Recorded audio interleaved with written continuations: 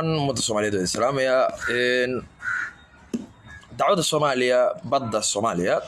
waxay timid dowladdii ku-meel gaarka ahayd ee uu madaxweynaha ka ahaay Sheekh Shariif Axmed markaasoo la rabay in la gudbiyo codsiga 150 kiiloomitir lagu daraayay badaha zone-ka waxa la yiraahdo exclusive economic zone-ka dowladdii Xasan Sheekh Maxamuud ayaa diiday in maaragtay badda ay dacwad ka jirto ama badda Soomaaliya ay Kenya ku haysato iyada ayaa diiday oo geysay maxkamadda dacwadda maxkamadda cadaaladda adduunka diidayna in laga celiyo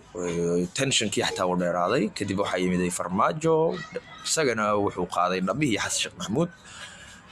waa uu diiday inuu ka noqdo dacwadda badda Soomaaliya wax walba oo la sameeyay oo la isku dayay in lagu sameeyo ama lagu sameeyo isagana waa uu diiday